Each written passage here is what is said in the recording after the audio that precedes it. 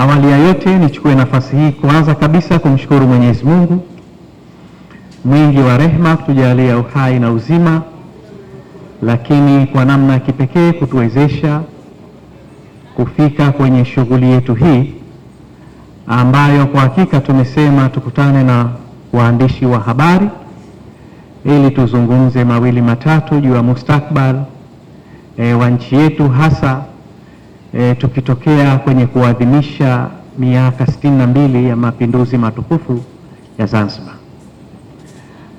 Ndugu zangu waandishi wa habari, kabla ya hayo nichukue nafasi hii kwa dhati kabisa kumshukuru sana Rais wa Jamhuri ya Muungano wa Tanzania Daktari Samia Suluhu Hassan, lakini pia nimshukuru kwa dhati Rais wa Zanzibar na Mwenyekiti wa Baraza la Mapinduzi Dr. Hussein Ali Mwinyi kwa namna ambavyo wanaiendesha nchi yetu kwa mafanikio makubwa zaidi. Lakini kubwa zaidi, nchi yetu ikiwa na amani na wananchi wakiendelea na shughuli zao katika maeneo tofauti. Lakini nichukue nafasi hii kwa dhati kabisa kuwashukuru sana ndugu zangu waandishi wa habari, kwanza kwa kuitikia wito wetu. Tumetoa short notice. Mimi nilijua tutakuwa na waandishi wa habari wachache sana, lakini kwa kweli mmeitikia. Mimi nawashukuru sana na nawapongeza sana, kwa kweli asanteni sana. Naamini ujio wenu huu kwa wingi utaendelea kuleta taswira njema ya nchi yetu, lakini pia kuendelea kuwahabarisha wananchi wetu wa Zanzibar na wa Tanzania kwa ujumla na walio nje ya Tanzania kujua namna gani na hali ya Zanzibar na Tanzania kwa ujumla inavyoendelea katika kipindi hichi. Ndugu zangu waandishi wa habari, madhumuni ya mkutano huu leo ni kuja tu kutoa shukurani, lakini na kueleza machache kwa ajili ya kipindi hichi ambacho tumepita cha maadhimisho ya miaka 62 ya mapinduzi matukufu ya Zanzibar. Naelewa wengi wangedhani ningezungumza yale mengine ya nyuma. Najua tumetoka katika kipindi cha uchaguzi mwaka uliopita. Alhamdulillah tumemaliza salama, na tunasema kila siku uchaguzi ukimalizika, kinachofuata ni kuijenga nchi. Sherehe za mapinduzi ambayo tumepata nafasi, uchaguzi tumemaliza tarehe 29 Oktoba, lakini tarehe 1 Novemba Mheshimiwa Rais wa Zanzibar na Mwenyekiti wa Baraza la Mapinduzi aliapishwa, na tafsiri yake ni kazi inaendelea. Lakini bahati njema sana, baada ya mwezi mmoja tunakutana na maadhimisho ya sherehe za mapinduzi. Kwa hiyo tukawa tuna kipindi kifupi pale cha kujiandaa kwenye baadhi ya mambo haya, lakini kwa sababu kuna kazi kubwa ambayo imefanywa, hatukupata shida na tukaendelea katika utaratibu wetu wa kawaida. Ndugu zangu waandishi wa habari, naamini hili nyote mnaelewa. Mapinduzi matukufu ya Zanzibar ambayo yalifanywa mwaka 1964 chini ya jemedari wetu rais wa kwanza wa Zanzibar Sheikh Abeid Amani Karume pamoja na wenzake, kutukomboa kutoka kwenye makucha ya mkoloni, kutoka kwenye udhalimu mkubwa ambao walikuwa wakifanyiwa Wazanzibari, kuiweka nchi yetu kuwa huru na salama, na sasa Wazanzibari kujitawala wenyewe na kuendelea na shughuli zetu za maendeleo chini ya viongozi wa Zanzibar. Tunaamini kwamba tafsiri ya mapinduzi, ni waandishi wa habari ni mahodari sana kwenye mambo haya, lakini sisi tunasema ni maendeleo katika nyanja mbalimbali. Na kwa hakika nitumie nafasi hii kwa dhati kabisa kumshukuru na kumpongeza sana Rais wa Zanzibar na mwenyekiti wa Baraza la Mapinduzi Dr. Hussein Ali Mwinyi, ambaye yeye kwa sasa anaendeleza awamu ya 8. Lakini niwashukuru viongozi wote wa awamu zilizopita. Kila mmoja kwa wakati wake alifanya makubwa, lakini kwa sasa nazungumzia zaidi serikali ya awamu ya 8 ambayo Mheshimiwa Rais ni Dr. Hussein Ali Mwinyi. Tumekuwa tukiona namna gani anavyoyaenzi na kuyatunza na kuyalinda mapinduzi matukufu ya Zanzibar. Kwa ndugu zangu waandishi wa habari, tumekuja hapa kueleza namna gani ambavyo mapinduzi matukufu ya Zanzibar yanaendelezwa chini ya serikali ya awamu ya 8 inayoongozwa na Daktari Hussein Ali Mwinyi. Naelewa nanyi mlikuwa mashahidi, kwa sababu shughuli zote, ndugu zangu waandishi wa habari, mlikuwa mnashiriki kikamilifu. Mnajua miradi ambayo tumeifungua, miradi ambayo tumeiwekea mawe ya msingi, na niwakumbushe wale ambao hawana kumbukumbu sahihi. Mwaka huu kwenye maadhimisho yetu ya mapinduzi matukufu ya miaka 62 tumefungua na kuweka mawe ya msingi kwenye miradi 110.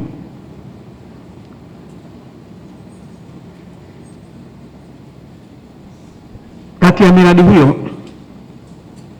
iko miradi ambayo iko hapa kisiwa cha Unguja, na iko miradi ambayo iko kisiwa cha Pemba. Na thamani ya miradi hii kwa mwaka huu imefikia thamani ya trilioni 1.8, jambo ambalo kwa miaka mingi hatujafika kwenye maeneo hayo. Sasa tumesema miradi hii iko miradi ya kutoa huduma ambayo moja kwa moja inalenga kwa wananchi kwa huduma. Kwa mfano, miradi ya hospitali kwa maana ya miradi ya afya, lakini miradi ya shule, miradi ya maji, miradi ya barabara, lakini iko miradi ambayo pia inatengeneza biashara kwa maana ina generate income. Nadhani mnakumbuka tumeweka mawe ya msingi miradi ya bandari, lakini kuna miradi ya mahoteli iko ambayo tumefungua, iko ambayo tumeweka mawe ya msingi, na miradi mengine mbalimbali. Yote haya yanalenga kustawisha wananchi wa Zanzibar, na naamini kila mradi kwenye utekelezaji wake una impact yake. Iko ambayo katika hali ya kawaida mtu anaweza kuona kwamba impact yake ni ya kawaida, lakini ukiangalia mbali zaidi unakuta kuna faida chanya ya miradi hiyo.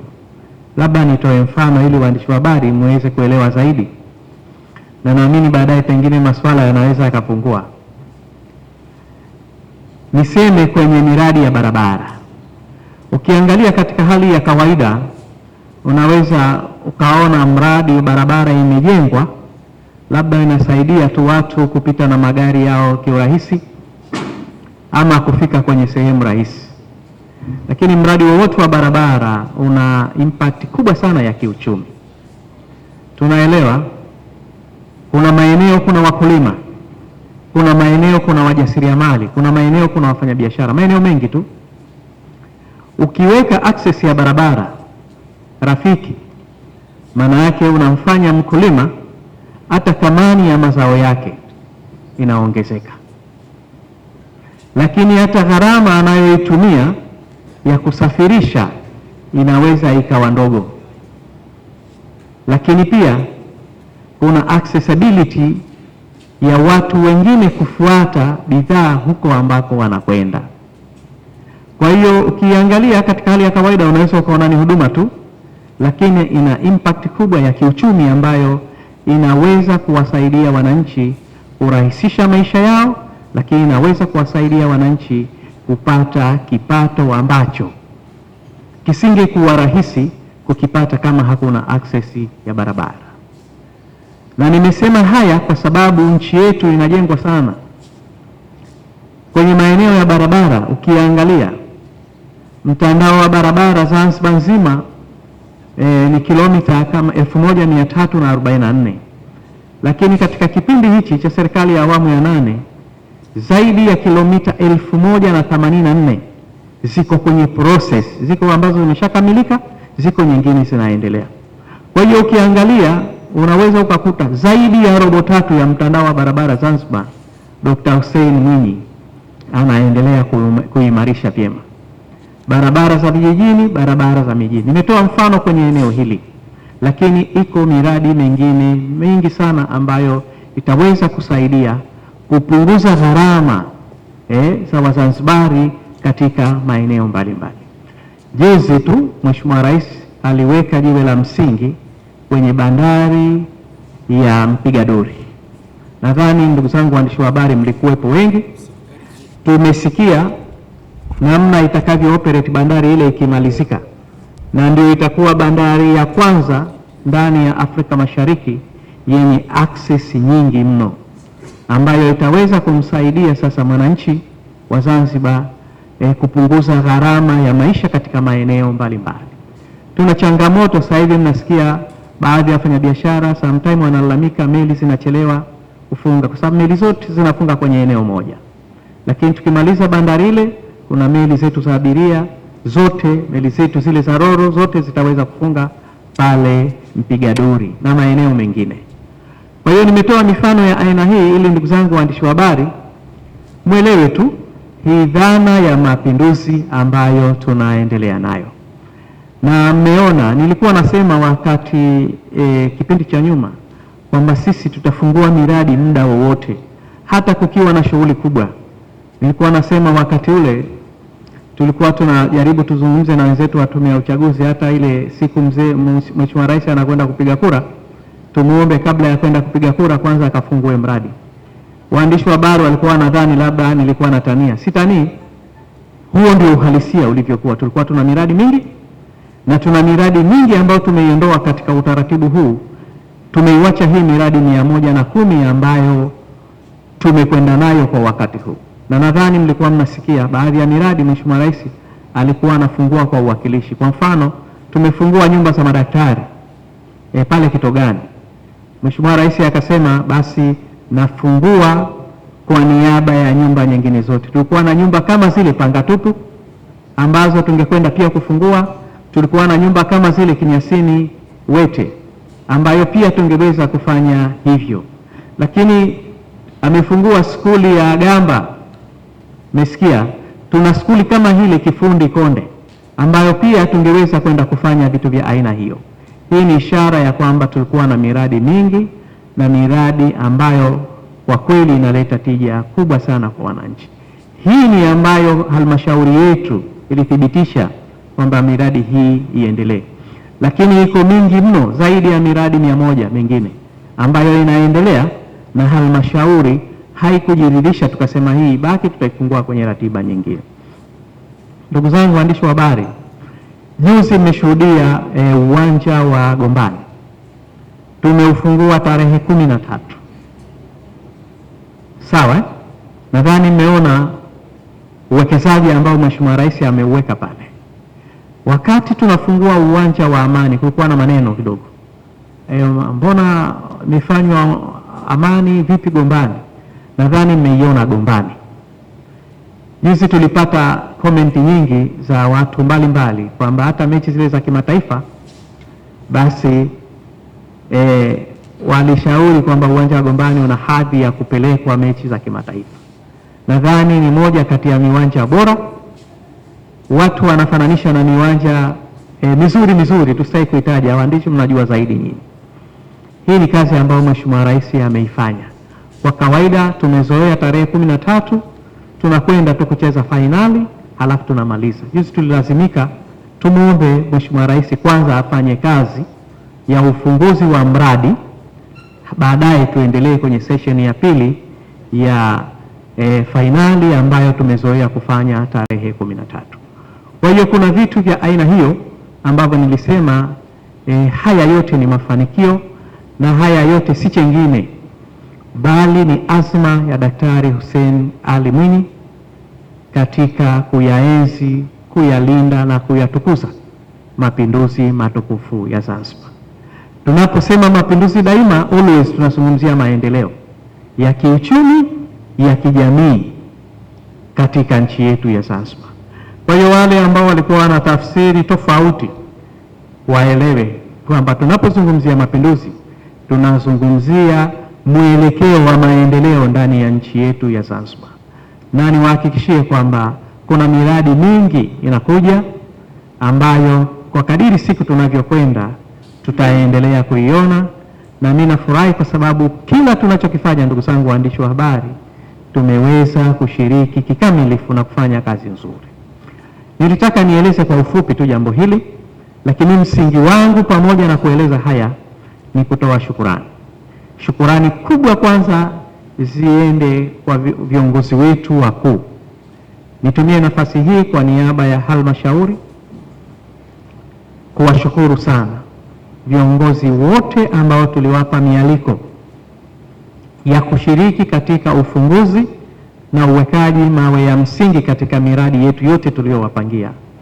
Namshukuru sana Mheshimiwa Rais wa Jamhuri ya Muungano wa Tanzania Daktari Samia Suluhu Hassan kwa namna alivyoshiriki katika miradi ya ufunguzi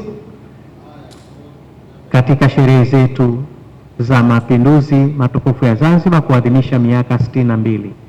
Namshukuru sana Makamu wa Rais wa Jamhuri ya Muungano wa Tanzania Dr. Emmanuel Nchimbi kwa kushiriki kikamilifu katika miradi tuliyompangia, lakini kipekee nitumie nafasi hii kumshukuru sana Rais wa Zanzibar na mwenyekiti wa Baraza la Mapinduzi. Tulimpangia miradi mingi na kwa kweli tulimkeep busy sana. Alilazimika ratiba zake nyingine kuziwacha ili ashiriki katika miradi hii muhimu ya mapinduzi matukufu.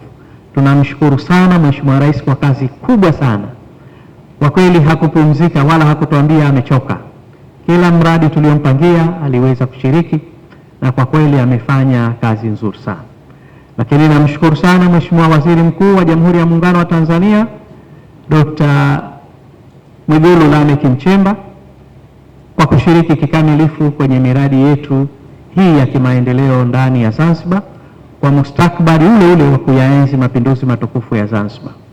Na washukuru waheshimiwa mawaziri wote wa Jamhuri ya Muungano wa Tanzania ambao tuliwapangia miradi na wamekubali mialiko yetu, lakini na washukuru sana mawaziri wote wa Zanzibar ambao nao walishiriki kikamilifu na walitoa mchango mkubwa katika kuhakikisha miradi hii inakamilika na shughuli hii inakwenda kama tulivyozipanga. Lakini na washukuru watendaji wengine, makatibu wakuu na timu zao, vyombo vyetu vya ulinzi na usalama kwa kuhakikisha nchi yetu inaendelea kuwa salama. Walifanya kazi kubwa. Vyombo vyetu hawa tuliwapangia katika ratiba ile ya tarehe 12, wao walikuwa na utaratibu maalum. Na najua kwenye eneo hili kuna maneno mengi. Wanasema kwa nini mara hii hamkufanya amani? Kwa nini mara hii hakukuwa na ile kilele? Ni masuala mengi yako huko nje. Lakini nataka niwaambie, serikali hii ya mapinduzi ya Zanzibar ina utaratibu wake namna ya kufanya sherehe.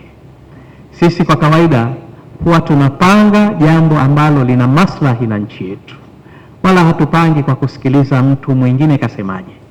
Kwa hiyo haya yalikuwa ni maamuzi ya serikali kupitia halmashauri ya Sherehe, na tunaamini hii si mara ya kwanza. Toka tumeingia serikali ya awamu ya 8 tulishafanya kwa staili tofauti. Bahati mbaya kuna watu wanakwenda na mazoea kila jambo. Serikali yetu hii tumeamua kufanya baadhi ya mambo kwa maslahi ya nchi yetu na kwa maslahi ya wananchi wa Zanzibar, ili tuone kwamba tunafanya lile ambalo lililo zuri na kwa wakati mzuri. Tunafanya bora na kwa wakati bora, ili tuhakikishe kwamba tunaweza kufulfill ile requirement ya malengo ya mapinduzi na kwa utaratibu ule ambao tumeufanya. Kwa hiyo naendelea kuwashukuru sana ndugu zangu waandishi wa habari kwa kazi kubwa ambayo kwa kweli mmeifanya kuwahabarisha wananchi wa Zanzibar, wa Tanzania na wale ambao wako nje ya nchi yetu. Tumekuwa tukipata comment nyingi, very positive response ambazo tunazipata, na wale ambao wana ushauri wao wanauleta kwetu, ule wa kufanyia kazi tunaufanyia, na ule mwingine wa kuupokea pia tunaupokea. Kwa hiyo nitumie nafasi hii kuvishukuru vyombo vya habari vyote vya ndani ya Zanzibar, vya nje ya Zanzibar na hata vile vya nje ya nchi yetu ambao wamefanya kazi ya kuhabarisha wananchi juu ya mapinduzi matukufu ya Zanzibar, lakini juu ya maendeleo mbalimbali ya serikali ya mapinduzi ya Zanzibar. Na washukuru halmashauri ya Sherehe, kwa kweli wamekuwa wakinipa msaada mkubwa, kunishauri na kuhakikisha kwamba kazi hii inafanyika vizuri. Ndugu yangu makamu mwenyekiti hapa amefanya kazi kubwa. Saa nyingine mimi sipo hata nchini, lakini yeye kwa kushirikiana na wengine wanafanya kazi nzuri na mambo yamekwenda vizuri.